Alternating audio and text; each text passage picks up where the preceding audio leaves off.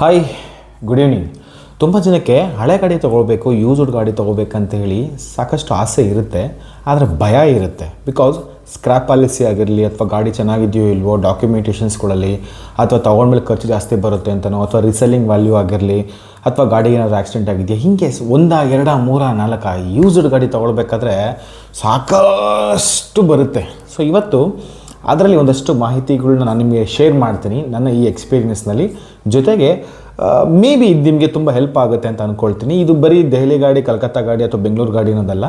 ಇದು ಪ್ರಾಬ್ಲಿ ಯಾರ್ಯಾರು ಹಳೆ ಗಾಡಿಗಳನ್ನ, ಅಂದರೆ ಒಂದು 5 ವರ್ಷ 10 ವರ್ಷ ಇರೋ ಗಾಡಿಗಳನ್ನ, ಪೆಟ್ರೋಲ್ ಅಥವಾ ಡೀಸೆಲ್ ಗಾಡಿಗಳನ್ನ ಖರೀದಿ ಮಾಡಬೇಕು ಅಂತಿದ್ದವ್ರಿಗೆ 10 ವರ್ಷ 15 ವರ್ಷ ಅಥವಾ 5 ವರ್ಷ, ಈಗ ಕೆಲವು ಕಡೆ ಕಲ್ಕತ್ತಾ ಕಡೆ ಎಲ್ಲ ಹೋದರೆ 5 ವರ್ಷ ಅದಕ್ಕೆಲ್ಲ ಇರುತ್ತೆ ಅಷ್ಟೇ, ಟ್ಯಾಕ್ಸ್ ವ್ಯಾಲಿಡಿಟಿ ಎಲ್ಲ. ನಮ್ಮರಲ್ಲಿ 15 ವರ್ಷ ಇದೆ ಡೀಸೆಲ್ಗೆ. ಇನ್ನು ಡೆಲ್ಲಿ ಕಡೆ ಹೋದರೆ ಕೇವಲ 10 ವರ್ಷ ಅಷ್ಟೇ ಇರೋದು ಮ್ಯಾಕ್ಸಿಮಮ್ ಅದರಲ್ಲಿ ಡೀಸೆಲ್ಗೆ. ಪೆಟ್ರೋಲ್ಗಿನ ಸ್ವಲ್ಪ ಜಾಸ್ತಿ ಒಂದು 15 ವರ್ಷ ಇರುತ್ತೆ. ಕೆಲವು ಕಡೆ ಇಟ್ಸ್ ಅಪ್ ಟು ಅಂತಲೇ ಅಪ್ ಟು ಅಂತ ಇಲ್ಲೂ ಮೆನ್ಷನ್ ಮಾಡಿರ್ತಾರೆ, ಬಟ್ ಅಲ್ಲೂ ಕೂಡ ಅದನ್ನು ಕನ್ಸಿಡರೇಷನ್ ಆಗುತ್ತೆ. ಅದನ್ನು ಆಕ್ಸಿಡೆಂಟ್ ಆಗಿತ್ತು, ಜಾಸ್ತಿ ಟ್ರಾಫಿಕ್ ವೈಲೇಷನ್ ಆಗಿತ್ತು ಅಂದರೆ ಭಾರಿ ಮಟ್ಟದ ಪೆನಾಲ್ಟಿಗಳು ಬೀಳುತ್ತೆ. ಇವನ್ ಡೆಲ್ಲಿನಲ್ಲಂತೂ ಸಿಕ್ಕಾಪಟ್ಟೆ 5,000 10,000 ಹಾಕ್ಬಿಡ್ತಾರೆ, ಅಷ್ಟೊಂದು ಪೆನಾಲ್ಟಿ ಹಾಕ್ತಾರೆ ಏನೋ ಮಿಸ್ಟೇಕ್ ಆಯಿತು ಅಂದರೆ. ಹೀಗೆಲ್ಲ ಇರಬೇಕಾದ್ರೆ ಗಾಡಿಗಳನ್ನ ತೊಗೊಂಡು ಹೊರಗೇನೆ ಇಷ್ಟು ಸಮಸ್ಯೆ, ತೊಗೊಂಡ್ಮೇಲೆ ಬೇರೆ ಬೇರೆ ಸಮಸ್ಯೆಗಳು ಆಗುತ್ತೆ. ಸೊ ಒಂದು ವೇಳೆ ಸಡನ್ನಾಗಿ ದಿಢೀರಂತ ಏನೋ ಸ್ಕ್ರ್ಯಾಪ್ ಪಾಲಿಸಿ, ಈಗ ದೆಹಲಿನಲ್ಲಿ ಆದಂಗೆ ಇಲ್ಲೂ ಕೂಡ ಸ್ಕ್ರ್ಯಾಪ್ ಪಾಲಿಸಿಯನ್ನು ಶುರು ಆಗಿಬಿಟ್ರೆ ಏನು ಕತೆ ಅನ್ನೋದೇ ಭಯ ಆಗಿಬಿಟ್ಟಿದೆ ಅಲ್ವಾ. ಸೊ ಅದಕ್ಕಿಂತ ಮುಂಚೆ ಫಸ್ಟ್ ಆಫ್ ಆಲ್ ಸೆಕೆಂಡ್ ಹ್ಯಾಂಡ್ಲು ಅಥವಾ ಥರ್ಡ್ ಹ್ಯಾಂಡ್ಲು ವೆಹಿಕಲ್ಗಳನ್ನ ಯಾಕೆ ತೊಗೊಳ್ತೀವಿ ಅಂತ ಫಸ್ಟು ಯೋಚನೆ ಮಾಡೋಣ. ಮೇಯ್ನ್ ಅದ್ರಲ್ಲಿ ಕನ್ಸಿಡರೇಷನ್ ಬರುತ್ತೆ ಪ್ರೈಸ್, ಎರಡನೇದು ಡಿಪ್ರಿಷಿಯೇಷನ್ ವ್ಯಾಲ್ಯೂ, ಮತ್ತು ಇನ್ನೊಂದು ಬಂತು ನಮಗೆ ಒಂಥರ ಕನ್ವೀನಿಯೆಂಟ್ ಅಂತ ಅನಿಸುತ್ತೆ ನಮಗೆ ಆ ಪ್ರೈಸ್ ಪಾಯಿಂಟಲ್ಲಿ, ಅಂದರೆ ಅರ್ಧಕ್ಕರ್ಧ ಪ್ರೈಸ್ ಪಾಯಿಂಟ್ನಲ್ಲಿ ನಮಗೆ ದೊಡ್ಡ ಗಾಡಿಗಳೇ ಬಂದುಬಿಡುತ್ತೆ, ಅಥವಾ ನಾವು ಅಂದ್ಕೊಂಡಿರೋ ಬೆಲೆಗಿಂತಲೂ ಕಮ್ಮಿ ಬೆಲೆಗೆ ನಮಗೆ ಸಿಗುತ್ತೆ. ಉದಾಹರಣೆಗೆ ಈಗ ನಾವು ಹೊಸ ಟಿಯಾಗೋ ಗಾಡಿ ತೊಗೋಬೇಕಂತ ಹೇಳಿದ್ರೆ ಒಂದು 7, 8, 9, 10 ಲಕ್ಷ ರೂಪಾಯಿ ಇದೆ. ಅದೇ ನಾವು ಸೆಕೆಂಡ್ಸ್ ತೊಗೊಳ್ತೀವಿ, ಒಂದು 17, 18 ಮಾಡೋದು ಅಂತ ಹೇಳಿದ್ರೆ ಒಂದು 4 ಲಕ್ಷ ರೂಪಾಯಿ ಒಳಗಡೆ ಬಂದುಬಿಡುತ್ತೆ. ಅಂದರೆ ಅರ್ಧ ಬೆಲೆಗಿಂತ ಕಮ್ಮಿ ಬೆಲೆಗೆ ನಮಗೆ ಸಿಕ್ಬಿಡುತ್ತೆ. ಅದು ಕೂಡ ಜಾಸ್ತಿ ಓಡಿಲ್ದಿರೋ ಗಾಡಿಗಳು, ಎಸ್ಪೆಷಲಿ ಕರ್ನಾಟಕದ ಜಾಗಗಳಲ್ಲಿ ಪೆಟ್ರೋಲ್ ಗಾಡಿಗಳು ಅಷ್ಟೊಂದೇನು ಓಡೋದಿಲ್ಲ. ಸೊ ಈ ಥರ ಇದ್ದಾಗ ಆ ಥರ ಗಾಡಿಗಳನ್ನ ಕನ್ಸಿಡರೇಷನ್ ಮಾಡಬಹುದು. ಮತ್ತು ಸೆಕೆಂಡ್ ಹ್ಯಾಂಡ್ ತೊಗೊಳೋದ್ರೆ ನಿಮ್ಗೆ ಅಷ್ಟೊಂದೇನು ಎಮೋಷನ್ ಇರೋದಿಲ್ಲ, ಅದ್ರ ಮೇಲೆ ಸ್ಕ್ರಾಚಸ್ ಆಯಿತು, ಡೆಂಟ್ಸ್ ಆಯಿತು, ಅವೆಲ್ಲ ಆಲ್ರೆಡಿ ಆಗೋಗಿರ್ತದ್ರಲ್ಲಿ, ಮತ್ತು ನಮಗೆ ಆ ಥರದೆಲ್ಲ ಫೀಲಿಂಗ್ಸ್ ಇರೋದಿಲ್ಲ. ಮತ್ತು ಡಿಪ್ರಿಷಿಯೇಷನ್ ವ್ಯಾಲ್ಯೂ ಆಗಿರೋದ್ರಿಂದ ಈಗ ನೀವು 4 ಲಕ್ಷಕ್ಕೆ ಅದೇ ಟಿಯಾಗೋ ಗಾಡಿ ತೊಗೊಂಡು ನೀವು ಒಂದು ವರ್ಷ ಓಡಿಸಿ ಮಾರ್ತೀನಿ ಅಂದ್ರೂ ಅದ್ರ ಬೆಲೆ 3 ಲಕ್ಷಕ್ಕೆ ಬಂದಿರುತ್ತೆ ಅಷ್ಟೇ. ಅದೇ ನೀವು 8 ಲಕ್ಷ ರೂಪಾಯಿ ಗಾಡಿ ತೊಗೊಂಡು ನೆಕ್ಸ್ಟ್ ವರ್ಷಕ್ಕೆ ಮಾರ್ತೀನಿ ಅಂತ ಹೇಳಿದ್ರೆ ಅದು ನಿಮ್ಗೆ 7 ಲಕ್ಷಕ್ಕೆ ಬರೋಲ್ಲ, ಅದು ನಿಮ್ಗೆ 5 ಲಕ್ಷಕ್ಕೇ ಬರೋದು. ಅದರರ್ಥ ಹೊಸ ಗಾಡಿನ ತಂದು 1 ವರ್ಷ ಅಥವಾ 2 ವರ್ಷ ಅಥವಾ ನಿಮ್ಗೆ ಯಾವಾಗೇ ಮಾರಬೇಕನ್ಸಿದ್ರು ಕೂಡ ತೀರಾ ಲಾಸ್ ಮಾಡ್ಕೊಂಡೇ ಕೊಡಬೇಕಾಗತ್ತೆ. ಬಟ್ ನೀವು ಯೂಸ್ಡ್ ವೆಹಿಕಲ್ ತಂದಾಗ, ಸೆಕೆಂಡ್ ಓನರ್ ಥರ್ಡ್ ಓನರ್ ಹೋದಾಗ ನಿಮ್ಗೆ ನನಗೆ ಅನ್ಸುತ್ತೆ ಅಷ್ಟೊಂದು ಡಿಫ್ರೆನ್ಸ್ ಏನು ಆಗೋಲ್ಲ. ಒಂದು 50,000ರಿಂದ 1 ಲಕ್ಷದೊಳಗಾದರೆ ಹೆಚ್ಚೆಚ್ಚು ಅಷ್ಟೇ. ಅದು ಕೂಡ ನೀವು ಗಾಡಿ ಚೆನ್ನಾಗಿ ಮೇಂಟೈನ್ ಮಾಡಿ, ಇನ್ನೂ ಕೂಡ ಏನಾದ್ರೂ ಅದಕ್ಕೆ ಮಾಡಿಫಿಕೇಷನ್ ಎಲ್ಲ ಮಾಡಿದರೆ, ಇವನ್ ಥಾರ್ ಆಗಿರಲಿ ಅಥವಾ ಫಾರ್ಚುನರ್ ಆಗಿರಲಿ, ಇದಕ್ಕೆಲ್ಲ ತುಂಬ ಚೆನ್ನಾಗಿ ಮೇಂಟೈನ್ ಮಾಡಿದಾಗ ನಿಮ್ಗೆ ಏನಾದರೂ ಗಾಡಿ ವ್ಯಾಲ್ಯೂ ಆ್ಯಕ್ಚುಲಿ ಜಾಸ್ತಿ ಆಗುತ್ತೆ, ರೈಟ್. ಮತ್ತು ಸ್ಪೆಷಲಿ ಫ್ಯಾನ್ಸಿ ನಂಬರ್ಗಳು ತೊಗೊಂಡಿದ್ದಾಗ ಅದೊಂದು ಸಿಕ್ಕಾಪಟ್ಟೆ ಜಾಸ್ತಿ ಇದೆ ಬಿಡಿ. ಅದು ಬಾಸ್ ನಂಬರ್ ಅಂತ ಬರುತ್ತಲ್ಲ, ಅದು 00 ನಂಬರ್ಗಳು, 11 ನಂಬರ್ಗಳು, 77 ಈ ಥರದ ನಂಬರ್ಗಳಿಗೆಲ್ಲ ಆ್ಯಕ್ಚುಲಿ ಡಿಮ್ಯಾಂಡ್ ಜಾಸ್ತಿ ಇದೆ. ಮತ್ತು ಆ ನಂಬರ್ಗಳೆಲ್ಲ ಬಿಡ್ ಮಾಡಿ DDನ ಸಪ್ರೇಟಾಗಿ ಕಟ್ಟಿ RTOಗಳಿಗೆ ಅಲ್ದಾಡಿ ತೊಗೊಳ್ತಾರೆ. ಆ ಥರದ್ದೆಲ್ಲ ಇದೆ ಈಗ ಟ್ರೆಂಡಿಂಗ್. ಆ್ಯಕ್ಚುಲಿ ನಂಬರ್ಗಳಿಗೆ ಈಗ ವ್ಯಾಲ್ಯೂ, ಸ್ಪೆಷಲಿ 786, 786 ಈ ಥರ ನಂಬರ್ಗಳಿಗೆ, ಅದರಲ್ಲೂ ಸ್ಪೆಷಲಿ ಮುಸ್ಲಿಮ್ ಅವ್ರಿಗೆ ಆ ನಂಬರ್ಗಳು ಜಾಸ್ತಿ ಇಷ್ಟ ಆಗುತ್ತೆ. ಕೆಲವರಿಗೆ 00 ಇಷ್ಟ ಆಗುತ್ತೆ, ಕೆಲವರಿಗೆ 8055 ಏನೋ ಬಾಸ್ ಅಂತ ಬರುತ್ತಲ್ಲ ಅದು ಇಷ್ಟ ಆಗುತ್ತೆ. ಒಬ್ಬೊಬ್ರಿಗೂ ಒಂಥರ ನಂಬರ್ ಇಷ್ಟ ಆಗುತ್ತೆ, ಒಬ್ಬರಿಗೆ 77 ಇಷ್ಟ ಆಗುತ್ತೆ. ಆ ಥರನೂ ಕೂಡ ತಗೊಳ್ಳೋರು ಅಂತ ಇದ್ದಾರೆ. ಸೊ ಅದು ಏನಾಗುತ್ತೆ, ನಿಮಗೆ ಆ ಥರ ನಂಬರ್ಗಳಿದ್ದಾಗ ನಿಮ್ಗೆ ಅದ್ರ ವ್ಯಾಲ್ಯೂ ಜಾಸ್ತಿ ಆಗುತ್ತೆ. ಯಾಕಂದ್ರೆ ನನ್ನ ಹತ್ರನೂ ಒಂದು ಆ್ಯಕ್ಟಿವ್ ಹೋಂಡಾ ಗಾಡಿ ಇತ್ತು, 2018 ಪರ್ಚೇಸ್ ಮಾಡಿದ್ದು. ಅದರಲ್ಲಿ 786 ಲಾಸ್ಟ್ ನಂಬರ್ ಬಂದಿತ್ತು. ಅನ್ಫಾರ್ಚುನೇಟ್ಲಿ ನನಗೇನು ಅದರ ಮೋಜು ನನಗೆ ಅವತ್ತೂ ಇಲ್ಲ ಇವತ್ತೂ ಇಲ್ಲ ನಂಬರ್ ಮೇಲೆ. ಆ ಗಾಡಿ ನಾನು ಮಾರಾಟ ಮಾಡೋ ಟೈಮಲ್ಲಿ ಆ ನಂಬರ್ ಆ್ಯಕ್ಚುಲಿ ಡಿಸ್ಪ್ಲೇ ಮಾಡಿಲ್ಲ ಸ್ವಲ್ಪ ದಿವಸ. ಎಷ್ಟೋ ಸಮಯ ಇನ್ನೊಂದ್ಸಲ ಅಪ್ಡೇಟ್ ಮಾಡಿದ ಫೋಟೋ ಅಪ್ಡೇಟ್ ಮಾಡಿದಾಗ ರಪ್ ಅಂತ ಎಷ್ಟು ಫೋನ್ಸ್ಗಳು ಬಂತು ಅಂತ ಹೇಳಿದ್ರೆ, ಆ ಹುಡುಕೊಂಡು ನಾನು ಎಷ್ಟು ರೇಟ್ ಹೇಳಿದ್ರೆ ₹1 ಕಮ್ಮಿ ಮಾಡಲಿಲ್ಲ ಅವನು, ಅಷ್ಟಕ್ಕೆ ತೊಗೊಂಡೋಗ್ಬಿಟ್ಟ. ಸೊ ಹಾಗೆಲ್ಲ ಇರುತ್ತೆ. ಸೊ ಇದೆಲ್ಲನೂ ಕೂಡ ಕನ್ಸಿಡರ್ ಮಾಡಬೇಕಾಗತ್ತೆ. ನೆಕ್ಸ್ಟ್ ಇದರಲ್ಲಿ ಪ್ಲಸ್ ಪಾಯಿಂಟ್ಗಳು ಎಷ್ಟಿದೆಯೋ ಅದೇ ರೀತಿ ಡಿಸ್ಅಡ್ವಾಂಟೇಜ್ ಕೂಡ ಇದೆ. ಮೊದಲನೇ ಡಿಸ್ಅಡ್ವಾಂಟೇಜ್ ಬಂದು ಗಾಡಿ ಕಂಡೀಷನ್ಸ್ ನಮಗೆ ಗೊತ್ತಿರೋದಿಲ್ಲ. ಸೊ ನೀವೇನೇ ಮೆಕ್ಯಾನಿಕಲ್ ತಂದು ಚೆಕ್ ಮಾಡಿಸಿದ್ರು ಅಥವಾ ಏನೇ ಮಾಡಿಸಿದ್ರು ಕೂಡ ಅಟ್ ಪ್ರೆಸೆಂಟ್ ಗಾಡಿದು ಹೇಗೆ ರನ್ನಿಂಗ್ ಕಂಡೀಷನ್ ಇದೆ, ಅಥವಾ ಏನು ಮೆಕ್ಯಾನಿಕಲ್ ಕಂಡೀಷನ್ ಇದೆ, ಅಥವಾ ಆಕ್ಸಿಡೆಂಟ್ ಆಗಿದೆ ಇಲ್ವಾ, ಅಥವಾ ಇನ್ಶೂರೆನ್ಸ್ ಲೆವೆಲ್ ಡಾಕ್ಯುಮೆಂಟೇಷನ್ಸ್ ಎಲ್ಲ ಏನಿದೆಯೋ ಅದು ಮಾತ್ರ ಗೊತ್ತಾಗುತ್ತೆ ವಿನಃ ಗಾಡಿ ಲಾಂಗ್ ಲಾಸ್ಟಿಂಗಲ್ಲಿ ಅಥವಾ ಡ್ಯೂರಿಂಗ್ ದ ಹೈವೇ ಅಥವಾ traffic, bumper to bumper traffic, so ಈ ಥರ ಬಿಹೇವಿಯರ್ ಹೆಂಗೆ ಗಾಡಿ ಬಿಹೇವ್ ಮಾಡುತ್ತೆ ಅನ್ನೋದು ಗೊತ್ತಿರೋದಿಲ್ಲ. ಬಿಕಾಸ್ ನಮ್ಮ ಮುಂಚೆ ಇರುವಂತಹ ಓನರ್ಸ್ ಯಾರಿದ್ದಾರೋ ಅವರು ಸಿಂಗಲ್ ಓನರೇ ಇರಬಹುದು, ಬಟ್ ಆ ಗಾಡಿನ 3-4 ಜನ ಉಜ್ಜಾಡ್ತಿರ್ಬೋದು. ಅಪ್ಪ ಓಡಿಸ್ತಿರ್ಬೋದು, ಮಗ ಓಡಿಸ್ತಿರ್ಬೋದು, ಮಗಳು ಓಡಿಸ್ತಿರ್ಬೋದು, ಪಕ್ಕದ ಮನೇಲಿ ಓಡಿಸ್ತಿರ್ಬೋದು, ಡ್ರೈವರ್ ಓಡಿಸ್ತಿರ್ಬೋದು, ಯಾರು ಬೇಕಾದ್ರೂ ಓಡಿಸ್ತಿರ್ಬೋದು. ಸೊ ಹಂಗೆ ನಾವು ಫಸ್ಟ್ ಓನರ್ ಇದು ಮಾತ್ರ ಗಾಡಿ ರಿಯಲಿ ಫಸ್ಟ್ ಓನರ್ ಅಲ್ಲ, ಡಾಕ್ಯುಮೆಂಟ್ಸಲ್ಲಿ ಫಸ್ಟ್ ಓನರ್ ಇರಬಹುದು, ಬಟ್ ರಿಯಾಲಿಟಿಯಲ್ಲಿ ಬೇರೆ ಬೇರೆನೂ ಇರ್ಬೋದು. ಕೆಲವು ಏನು ಮಾಡ್ತಾರೆ, ಎಲ್ಲ ತಂದುಬಿಟ್ಟಿರ್ತಾರೆ, ಇನ್ನೂ ಇವ್ರ ಹೆಸ್ರಿಗೆ ಮಾಡಿಸೇ ಇರಲ್ಲ, ಹಾಕೊಂಡು ಆಗಲೇ 5,000 10,000 ಓಡಿಸ್ಬಿಟ್ಟಿರ್ತಾರೆ. ಆಮೇಲೆ ಬಿಡೋ ನಮಗೆ ಮಾರಾಟ ಮಾಡೋಣ ಹಂಗೂ ಮಾಡೋರು ಇದ್ದಾರೆ. ಈಗ ಫ್ರೆಂಡ್ ಸರ್ಕಲ್ಗಳಲ್ಲಿ ತೊಗೊಂಡ್ರೆ ಹಿಂಗೂ ಆಗುತ್ತೆ. ಇವನ್ ನೀವು ಕೆಲವರು ಅಲ್ಲಿ ತರಿಸ್ತಾರಲ್ವ, HR ಆಗಿರಲಿ DL ಆಗಿರಲಿ ತರಿಸ್ತಾ, ಅವರು ಅಷ್ಟೇ ನಂಗೆ ಮಾಡೋದು. NOC ಇನ್ನೂ ಅಪ್ಲೈನೇ ಮಾಡಿರ್ತ ಚೆನ್ನಾಗಿ ಉಜ್ಜಾಡ್ತಿರ್ತಾರೆ, 1 ಇಯರ್ ಟೈಮ್ ಇರ್ತಾರೆ, ಚೆನ್ನಾಗಿ ಉಜ್ಜಾಡ್ತಿರ್ತಾರೆ. ಆಮೇಲೆ ಗಲಾಟೆ ಒಂದು ವರ್ಷ ಅಲ್ಲ, 10 ತಿಂಗಳಿಗೆ ಬೋರ್ ಹೊಡಿತದೆ. ಆಮೇಲೆ ಮಾಡ್ತಾರೆ, ಮತ್ತೆ NOC ಅಪ್ಲೈ ಮಾಡ್ತಾರೆ, ಅಥವಾ NOC ಇದ್ರೂ ಕೂಡ ಕ್ಯಾನ್ಸಲೇಷನ್ ಮಾಡಿ ಇನ್ನೊಂದ್ಸಲ NOC ಅಪ್ಲೈ ಮಾಡ್ತಾರೆ, ರಪ್ಪ ಅಂತ ಬರುತ್ತೆ, ಇನ್ನೊಬ್ಬರು ಮಾರ್ತಾರೆ. ಅವನೇನು ಮಾಡ್ತಾರೆ, ಡೈರೆಕ್ಟ್ ಸೆಕೆಂಡ್ ಓನರ್ ಆಗ್ತಾನೆ. ಇಲ್ಲಿ ಮಧ್ಯದಲ್ಲಿ ಇವನು ಓಡಿಸಿದ ಕೌಂಟೇ ಬರಲ್ಲ. ಹೀಗೆಲ್ಲ ಆಗುತ್ತೆ. ಇದು ನಮಗೆ ಕಂಡಿಡಿಯೋಕೆ ಆಗೋದಿಲ್ಲ. ಸೊ ಇದು ಅಫಿಷಿಯಲಿನ ಕಂಡಿಡೋಕ್ಕಲ್ಲ, ಅನ್ಅಫಿಷಿಯಲಿನ ಕಂಡಿಡೋಕ್ಕಲ್ಲ. ಇವನ್ ಸರ್ವಿಸ್ ಹಿಸ್ಟ್ರಿ ಅಂತ ಬಂದರೆ, ಸರ್ವಿಸ್ ಹಿಸ್ಟ್ರಿ ಅಷ್ಟೇ ನೀವು ಎಲ್ಲಿವರೆಗೂ ಮಾಡಿಸಿರ್ತೀರ, ಎಲ್ಲನೂ ನೀವು ಅಲ್ಲೇ ಮಾಡಿಸಿಲ್ಲ. ಮತ್ತು ಕೆಲವೊಂದಷ್ಟು ಈಗ ಗ್ರೀನ್ ಶೀಲ್ಡ್ ಚೇಂಜಸ್ ಆಯಿತು, ಬೇರೆ ಬೇರೆ ಏನೋ ಆಯಿತು, ಆಕ್ಸಿಡೆಂಟ್ ಆಯಿತು, ಎಲ್ಲನೂ ಕೂಡ ನಿಮಗೆ ವ್ಯಾಲ್ಯೂ ಡೌನ್ ಆಗುತ್ತೆ ಅಂತ, ಅಥವಾ ಸರ್ವಿಸ್ ಹಿಸ್ಟ್ರಿಲಿ ಲೆಡ್ಜರಲ್ಲಿ ಎಂಟ್ರಿ ಆಗುತ್ತೆ ಅನ್ನೋದಕ್ಕೋಸ್ಕರ, ಅಥವಾ ಹೈ ಕಾಸ್ಟ್ ಅಂತನೋ ಏನೋ ಒಂದಷ್ಟು ರೀಸನ್ಸ್ಗಳಿಗೋಸ್ಕರ ಏನು ಮಾಡ್ತಾರೆ, ಆಥರೈಸಲ್ ಮಾಡಿಸ್ತಾರೆ, ಬೇರೆ ಕಡೆ ಮಾಡಿಸ್ತಾರೆ. ಅದು ನಿಮಗೆ ಸರ್ವಿಸ್ ಹಿಸ್ಟ್ರಿಲಿ ಬಂದಿರೋದಿಲ್ಲ. ಮತ್ತು ಕೆಲವರು ಹೇಳ್ತಾರೆ ಬೇರೆ ಕಡೆ ಮಾಡಿಸ್ತಾ 1 ಲಕ್ಷದವರೆಗೂ ಅಲ್ಲಿ ಮಾಡಿಸಿ, ನೀವು 1 ಲಕ್ಷದ ಮೇಲೆ ಇಲ್ಲಿ ಮಾಡಿಸ್ತಾ, ಏನು ಬೇಕಾದ್ರೂ ನೀವು ಹೇಳ್ಬೋದು, whatever it is. But ultimately service ಹಿಸ್ಟ್ರಿಲಿ ಏನೇನು ಯಾವ ಟೈಮ್ ಏನು ಚೇಂಜಸ್ ಮಾಡಿದಾರ ಅಂಟಿಲ್ ನಿನ್ನೆವರೆಗೂ ಕೂಡ ಎಲ್ಲ ಮಂತು ಅಂದರೆ ಪ್ರತಿ 10,000 ಅಥವಾ 15 ಅಂದ್ಕೊಳ್ಳಿ, 15,000 ಪ್ರತಿಯೊಂದರಲ್ಲೂ ಕೂಡ ಹಿಸ್ಟ್ರಿ ಲೆವೆಲಲ್ಲಿ ಮೇಂಟೈನ್ ಮಾಡ್ತಿದ್ದಾರಾ, ಇದೆಲ್ಲ ಕೂಡ ಕನ್ಸಿಡರ್ ಆಗಬೇಕು. ಅದು ಇದೆಯಾ ಅದು ಗೊತ್ತಿಲ್ಲ. ಸೊ ಇದೆಲ್ಲನೂ ಕೂಡ ನೆಗೆಟಿವ್ಸ್ಗಳಿರುತ್ತೆ. ಇದ್ರ ಮಧ್ಯೆ ಇವಾಗ ಆಲ್ರೆಡಿ 15 ವರ್ಷ ಸ್ಕ್ರ್ಯಾಪ್ ಪಾಲಿಸಿ ಏನು ನಮಗೀಗ ಉದಾಹರಣೆಗೆ 2015ನೇ ಇಸ್ವಿನಲ್ಲಿ ತೊಗೊಂಡಿರೋ ಡೀಸೆಲ್ ವೆಹಿಕಲ್ಗೆ 2030ನೇ ಇಸ್ವಿಗೆ ಅಪ್ ಟು FC ಲಾಸ್ಟ್ ಇರುತ್ತೆ. ಸೊ ಅವ್ರಿಗೀಗ ಫಸ್ಟ್ FC ಅಪ್ರೂವಲ್ಗೆ ಕೂಡ ಮಾಡಿಸ್ಬೋದು. ಡೀಸೆಲ್ ವೆಹಿಕಲ್ಗೆ ಏನು ಇಶ್ಯೂಸ್ ಇಲ್ಲ, ಈಗ FC ಎಲ್ಲ ಸಿಗ್ತಾನೆ ಇದೆ. ತುಂಬ ಜನಕ್ಕೆ ಭಯ ಪಡ್ತಿರುತ್ತೆ ಇಲ್ಲಿ. ತುಂಬ ಜನ ಅಯ್ಯೋ ಹಳೆ ವೆಹಿಕಲ್ಗಳು ಅಷ್ಟೊಂದು, ಈಗ ಕೆಲವು ವೆಹಿಕಲ್ಗಳಿಗೆ ಪ್ರೈಸ್ ಜಾಸ್ತಿ ಇರುತ್ತೆ. ಈವನ್ ಮರ್ಸಿಡಿಸ್ ಎಲ್ಲ ಅಷ್ಟೇನಿರಲ್ಲ, ಡೀಸೆಲ್ ಕಮ್ಮಿ ಆಗಿದೆ. ಈ ರೇಂಜ್ ರೋವರೇ ಕಡಿಮೆ ಆಗಿದೆ ಅಂದರೆ ಅರ್ಥ ಮಾಡ್ಕೊಳ್ಳಿ. ರೇಂಜ್ ರೋವರೇ ಈಗ 2012ನೇ ಇಸ್ವಿ ಮಾಡಲ್ಲ, 11ನೇ ಇಸ್ವಿ ಮಾಡಲ್ಲ, ಬರೀ 7 ಲಕ್ಷ 8 ಲಕ್ಷಕ್ಕೆಲ್ಲ ಸಿಗ್ತಾಯಿದೆ. ಇನ್ನೇನು ಸ್ವಲ್ಪ ಹಳೆಯವರ 4 ಲಕ್ಷಕ್ಕೆಲ್ಲ ರೇಂಜ್ ರೋವರೇ ಸಿಗ್ತಾಯಿತ್ತು. ಹಂಗೆ ಬಿಡಿ, ಕಂಡೀಷನ್ ಬೇರೆ ಬಿಡಿ. ಓಕೆ, ಈಗ ಅದೆಲ್ಲ ಬೇಡ, ಸ್ವಲ್ಪ ನಮ್ಮದ್ರಲ್ಲೇ ನೋಡ್ಕೊಂಡು ಬರೋಣ. ಈಗ ನಮ್ಮದ್ರಲ್ಲಿ ಸ್ವಲ್ಪ ಈಗ ಟೊಯೋಟೋ ಆಗಿರಲಿ, ಟೊಯೋಟೋದಲ್ಲಿ ಇನೋವಾ ಆಗಿರಲಿ, ಅಥವಾ ಫಾರ್ಚುನರ್ ಆಗಿರಲಿ, ಅಥವಾ ಮಹೀಂದ್ರದಲ್ಲಿ ಸ್ಕಾರ್ಪಿಯೋ ಆಗಿರಲಿ, XUV ಆಗಿರಲಿ, ಇವೆಲ್ಲ ಕೂಡ ಇವತ್ತಿಗೂ ಕೂಡ ಒಂದೊಳ್ಳೆ ಪ್ರೈಸ್ ಪಾಯಿಂಟ್ನ ಮೇಂಟೈನ್ ಮಾಡ್ತಾನೆ ಇದೆ. ಸೊ ಇವುಗಳನ್ನ ತೊಗೊಂಡು ರಿಜಿಸ್ಟರ್ ಮಾಡ್ತೀವಿ, ಮತ್ತೆ ಫುಲ್ ಟ್ಯಾಕ್ಸ್ ಕಟ್ಟೋದಲ್ಲದೆ, ನಮ್ಮ ಕರ್ನಾಟಕ ಟ್ಯಾಕ್ಸ್ ಕಟ್ಟೋದಲ್ಲದೆ, ರೀನಂಬರಿಂಗ್ ಮಾಡಿಸೋದಲ್ಲದೆ, ಮತ್ತೆ ನಾನು 2030 ಎಕ್ಸಾಂಪಲ್ ಹೇಳಿದೆ, 2030ಕ್ಕೆ ಕ್ಲೋಸ್ ಆದ ಮತ್ತೆ FC ರಿನ್ಯೂವಲ್ ಕೊಟ್ಟಿಲ್ಲ ಅಂದರೆ, ಅಥವಾ ಸ್ಕ್ರ್ಯಾಪ್ ಪಾಲಿಸಿ ತುಂಬ ಈಗ ಡೆಲ್ಲಿಲಿ ತಂದಾಗೆ ಸ್ಟ್ರಿಕ್ಟ್ ಪಾಲಿಸಿ ಇಲ್ಲಿ ತಂದರೆ, ಇದು ಆ್ಯಕ್ಚುಲಿ ತುಂಬ ಇಂಪಾರ್ಟೆಂಟ್ ಟಾಪಿಕ್. ಇಲ್ಲಿಂದ ಆ್ಯಕ್ಚುಲಿ ನಿಮ್ಗೆ ನಾನು ಹೇಳೋದು ನಿಮ್ಗೆ ಅರ್ಥ ಆಗ್ತಾ ಹೋಗುತ್ತೆ. ಡೆಲ್ಲಿನಲ್ಲಿ ಇರುವಂಥ ಸಿಚುವೇಷನ್ಗೂ ನಿಮ್ಮ ಬೆಂಗಳೂರು ಸಿಚುವೇಷನ್ಗೂ ಕೂಡ ಕಂಪೇರ್ ಮಾಡೋ ಅವಶ್ಯಕತೆ ಇಲ್ಲ. ಫಸ್ಟ್ ಆಫ್ ಆಲ್ ತುಂಬ ಜನ ಎದುರ್ಕೊಳ್ತಿದ್ದೀರಾ, ಹಳೆ ವೆಹಿಕಲ್ಗಳು ತೊಗೊಂಡ್ಬಿಟ್ರೆ ಹೆಂಗೆ ಮೇಂಟೈನ್ ಮಾಡೋದು ಅಂತ. ಬೆಂಗಳೂರಿನಲ್ಲಿ ಕರ್ನಾಟಕದಲ್ಲಿ 90ನೇ ಇಸ್ವಿ 90s ಅಂತ ಏನು ಹೇಳ್ತೀವೋ ಅದು, 80s ವೆಹಿಕಲ್ಗಳು, ಇನ್ನು ಕೆಲವರು 70s ವೆಹಿಕಲ್, ಇನ್ನೂ ಕಾಂಟೆಸನ್ನು ಕೂಡ ಇಟ್ಕೊಂಡಿರೋರು ಇದ್ದಾರೆ ಇಲ್ಲಿ. ಸೊ ಹಂಗಾಗಿ ವರಿ ಮಾಡೋ ಅವಶ್ಯಕತೆ ಇಲ್ಲ. ಸೊ ಈಗ ಗಾಡಿ ಚೆನ್ನಾಗಿದೆ, FC ನಿಮ್ಮೆಲ್ಲ ವ್ಯಾಲಿಡೇಟ್ ಆಗಿದ್ದು ಎಲ್ಲನೂ ಕೂಡ ಇಟ್ಟಿದ್ರೆ, ಸೊ ನಿಮ್ಗೇನು ಪ್ರಾಬ್ಲಮ್ ಆಗೋದಿಲ್ಲ. ತೀರಾ ಹಳೆದ್ರೆ ನೀವು ಆ್ಯಂಟಿಕಾಗಿ ಕನ್ವರ್ಟ್ ಮಾಡಿ ಮನೇಲಿ ಇಟ್ಕೊಂಡು ಆಯುಧ ಪೂಜೆ ಮಾಡ್ಕೊಂಡು ಕೂತ್ಕೋಬೋದು, ಏನು ಪ್ರಾಬ್ಲಮ್ ಏನಿಲ್ಲ. ಆ ಥರದ್ದೆಲ್ಲ ಫೆಸಿಲಿಟಿ ಇದೆ. ದೆಹಲಿಗೂ ಇಲ್ಲಿಗೂ ತುಂಬ ಡಿಫ್ರೆನ್ಸ್ ಇದೆ. ಅದು ಚಿಕ್ಕ ಊರದು. ನಿಮಗೆ ಬೆಂಗಳೂರಷ್ಟು ಬ್ರಾಡಾಗೇನಿಲ್ಲ, ಅದು NCR ಲಿಮಿಟ್ಸ್ ಇರುತ್ತೆ. ನಿಮಗೆ ಡೆಲ್ಲಿ ಹಿಂಗೆ ಹೋದರೆ ನಿಮಗೆ ಉತ್ತರಾಂಚಲು, ಹಿಂಗೆ ಹೋದರೆ ಪಂಜಾಬು, ಹಿಂಗೆ ಹೋದರೆ ಹರಿಯಾಣ, ಹಿಂಗೆ ಬಂದರೆ UP, ಇನ್ನೊಂಚೂರು ಈ ಕಡೆಗೆ ಬಂದರೆ ಮಧ್ಯಪ್ರದೇಶ. ಇದೊಂಥರ ಮಧ್ಯ ಇರೋದು. ಈಗ ಬೆಂಗಳೂರಲ್ಲಿ ನಿಮಗೆ 2 ಪಾರ್ಟ್ ಬರುತ್ತೆ, ಒಂದು ತಮಿಳುನಾಡು, ಇನ್ನೊಂದು ಬಂದು ಆಂಧ್ರ. ಬೆಂಗಳೂರು 2 ರಾಜ್ಯಕ್ಕೆ ಬಹಳ ಹತ್ತಿರದಲ್ಲಿದೆ. ಒಂದು ರಾಜ್ಯ ಆ್ಯಕ್ಚುಲಿ ಕೋಲಾರ ದಾಟಬೇಕು, ರೈಟ್, ಅಥವಾ ಈ ಕಡೆ ಹೋದರೆ ಚಿಕ್ಕಬಳ್ಳಾಪುರ ದಾಟಬೇಕು, ಈ ಕಡೆ ಬಂದರೆ ಹೊಸೂರು. ನಿಮಗೆ ಬೆಂಗಳೂರಿಗೆ ಒಂದೇ ನಿಮಗೆ ಈಸಿಯಾಗಿ ಸಿಗೋದು ಅದು ತಮಿಳ್ನಾಡು ಬಿಟ್ಟು ಇನ್ನೆಲ್ಲ ಸ್ಟೇಟ್ಗಳು ತುಂಬ ದೂರ ಇದೆ. ಆದರೆ ದೆಹಲಿ ಇಟ್ಸ್ ಡಿಫ್ರೆಂಟ್. ಇನ್ನೊಂದು 30 ಕಿಲೋಮೀಟರ್ ಹಂಗೆ ಹೋದರೆ ಹರಿಯಾಣ, ಇನ್ನೊಂದು ಸ್ವಲ್ಪ 20 ಕಿಲೋಮೀಟರ್ ಹಂಗೋದ್ರೆ ಅಲ್ಲೊಂದು ಸ್ಟೇಟ್, ಹಿಂಗೊಂದು ಸ್ಟೇಟ್.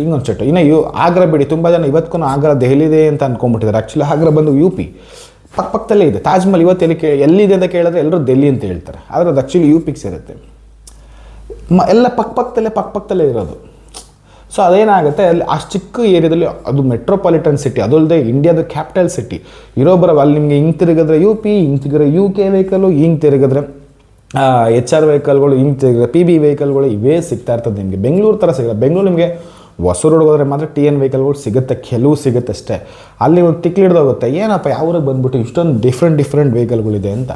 ಸೊ ಅದಕ್ಕೋಸ್ಕರ ಅಲ್ಲಿ ಆ ಪೊಲ್ಯೂಷನು ಜಾಸ್ತಿ ಇದೆ, ಮತ್ತು ಪಾಪ್ಯುಲೇಷನ್ ಮತ್ತು ವೆಹಿಕಲ್ಗಳ ಸಂಖ್ಯೆ ಆ ಊರಿಗೆ ಸಿಕ್ಕಾಪಟ್ಟೆ ಜಾಸ್ತಿ ಇದೆ, ಸಿಕ್ಕಾಪಟ್ಟೆ ಜಾಸ್ತಿ. ಮತ್ತು ಎಲ್ಲರ ಹತ್ರನೂ ಕಾರುಗಳು ಜಾಸ್ತಿ ಸಂಖ್ಯೆ ಇದೆ. ಈಗ ನಮ್ಮದ್ರಲ್ಲಿ ಬೈಕ್ಗಳು ಹೆಂಗೆ ಎಲ್ಲರ ಮನೇಲಿ ಇದೆಯೋ ಹಾಗೆ ಮೆಜಾರಿಟಿಯಲ್ಲಿ 5ರಲ್ಲಿ ಒಬ್ಬರ ಹತ್ರ ಕಾರ್ ಇರ್ತದೆ. ಸೊ ಹಂಗಾಗಿ ಇನ್ಕಮು ವೈಸು ಜಾಸ್ತಿ ಇರ್ತದೆ, ಮತ್ತು ಎಲ್ಲರದನ್ನು ಕಾರ್ ಇರ್ತದೆ. ಮತ್ತು ಎಲ್ಲರೂ ಅಷ್ಟೇ ಬೇಗ ಹೊಸದು ಅಪ್ಡೇಟ್ ಮಾಡ್ತಿರ್ತಾರೆ ಕಾರುಗಳಿಗೆ. ನಮ್ಮಲ್ಲಿ ಹೆಂಗೆ ಐಫೋನ್ಗಳು ಬಂದಿದ ತಕ್ಷಣ ಅಪ್ಡೇಟ್ ಮಾಡ್ತಾ ಹೋಗ್ತೀವಲ್ವ. 11 ಬಂತು, 12 ಬಂತು, 13 ಬಂತು. ಮಿನಿ ಇದ್ದರೆ ಪ್ರೋ ತೊಗೋತಾರೆ, ಪ್ರೋ ಇದ್ದರೆ ಮ್ಯಾಕ್ಸ್ ಪ್ರೋ ತೊಗೋತಾರೆ, ಮ್ಯಾಕ್ಸ್ ಪ್ರೋ ಇದ್ದರೆ 1 TB ತೊಗೋತಾರೆ. ಹೆಂಗೆ ನಮ್ದ್ರಲ್ಲಿ ಮಾಡ್ತಾರೋ ಅಲ್ಲೂ ಹಾಗೆ. ಈಗ ನಿನ್ನ ಹತ್ರ XUV 500 ಇದ್ದರೆ 700 ಬಸ್ ರಪ್ಪ 700 ಕೊಟ್ಟಾಗ್ತಾರೆ. ಮತ್ತು ಸ್ಕಾರ್ಪಿಯೋ ಏನು ಬಂತ ರಪ್ಪ ಅಂತ ಸ್ಕಾರ್ಪಿಯೋ ಏನು ಕೊಟ್ಟಾಗ್ತಾರೆ. ಅಂದರೆ ಅದರಲ್ಲಿ ಕಾರ್ನ ತೆವಲು ಜಾಸ್ತಿ ಅಂತಲೇ ಹೇಳ್ಬೋದು. ಅಂದರೆ ಕಾರ್ದು ಪ್ಯಾಷನ್ ಜಾಸ್ತಿ ಇದ್ದಾರೆ, ಮತ್ತು ಅವರು ಜಾಸ್ತಿ ಕಾರ್ನ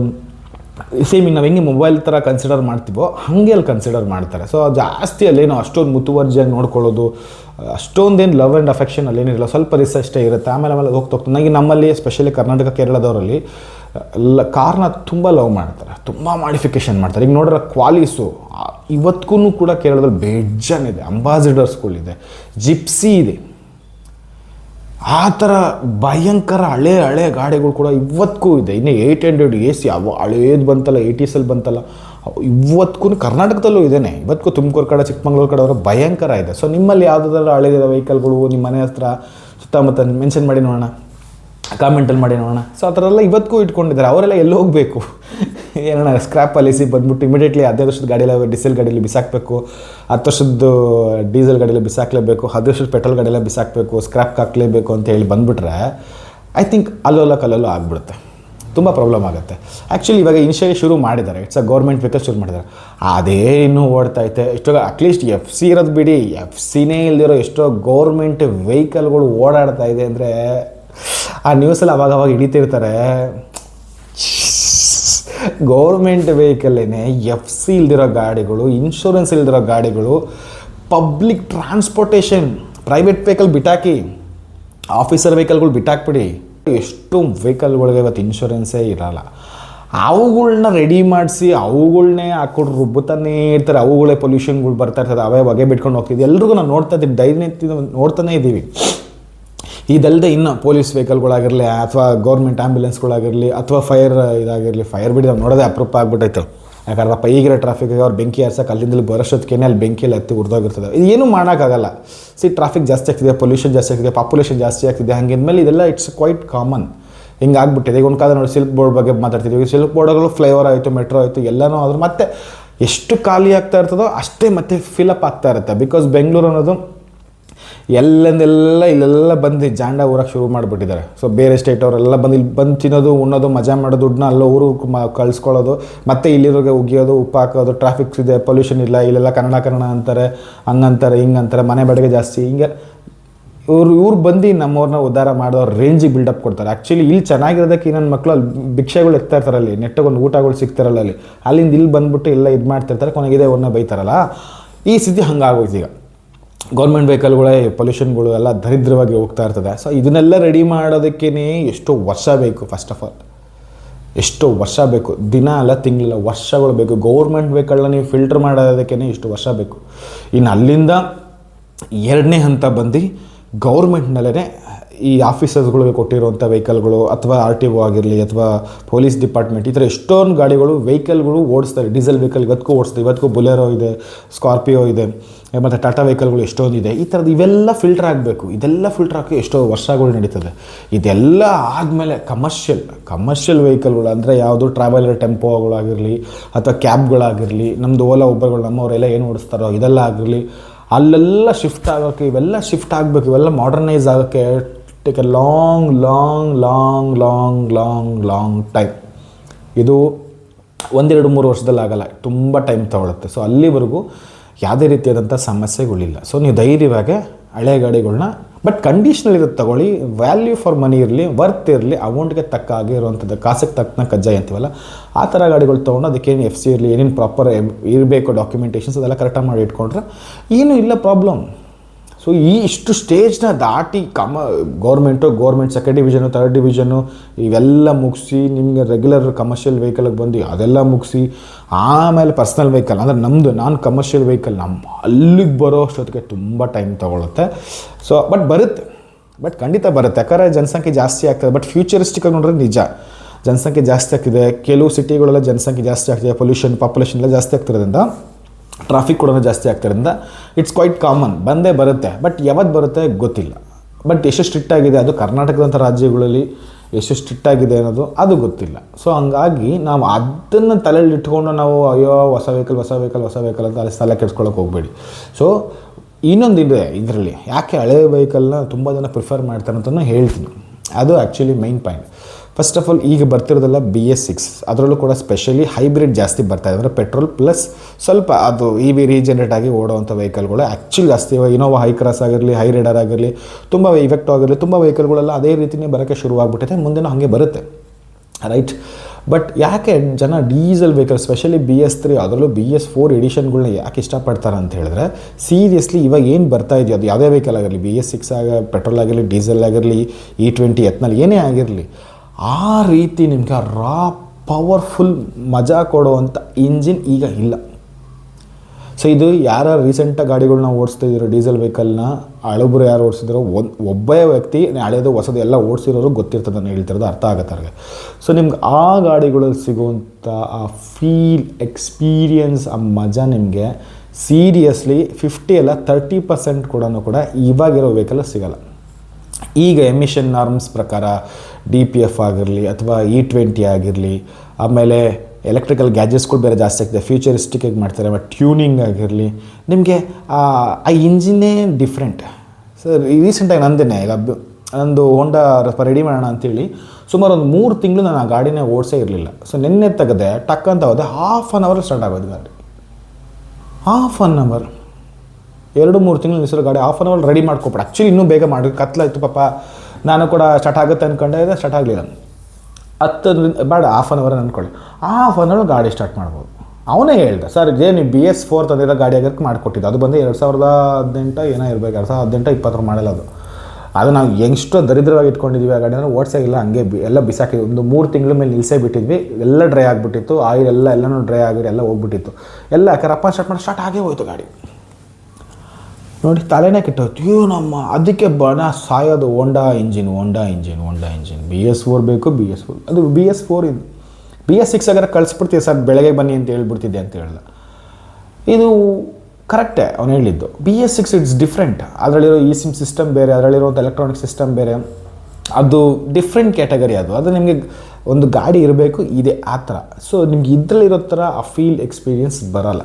ಸೊ ಈ ಒಂದು ಪರ್ಪಸ್ಸು ಕೂಡ ಹಳೆ ಗಾಡಿನ ಇವತ್ತಿಗೂ ಇಷ್ಟಪಡ್ತಾರೆ. ನೋಡಿ ಇನೋವಾ ಹೈ ಕ್ರಾಸ್ ಬಂದ್ರೂ ಕೂಡ ತುಂಬ ಜನಕ್ಕೆ ಕ್ರಿಸ್ಟಾನೇ ಇಷ್ಟ. ಕೆಲವ್ರಿಗೆ ಇನ್ನೂ ಆ ಇನೋವಾ ಗುಂಗಲ್ಲೇ, ಇನ್ನೂ BS3 ಗುಂಗಲ್ಲೇ ಇದ್ದಾರೆ ಇವತ್ತಿಗೂ ಓಡಿಸ್ತಿದ್ದಾರೆ ತುಂಬ ಜನ.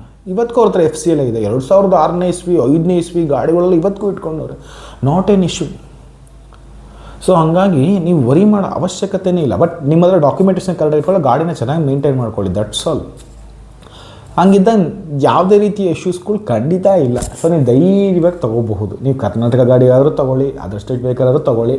ಬಟ್ ಎಲ್ಲನೂ ಕೂಡ ನಾನೆಲ್ಲ ವಿಡಿಯೋದಲ್ಲಿ ಹೇಳಿದ್ದೀನಿ, ಎಲ್ಲನೂ ಕೂಡ ಪ್ರಾಪರಾಗಿ ಚೆಕ್ ಮಾಡಿ, ಎವಿಡೆನ್ಸ್ ಎಲ್ಲ ಚೆಕ್ ಮಾಡಿ. ಫಸ್ಟ್ ಓನರ್, ಸೆಕೆಂಡ್ ಓನರ್, ಕೆಲವೊಂದು ಗಾಡಿಗೆ ಅದು ಮ್ಯಾಟ್ರ್ ಆಗೋಲ್ಲ.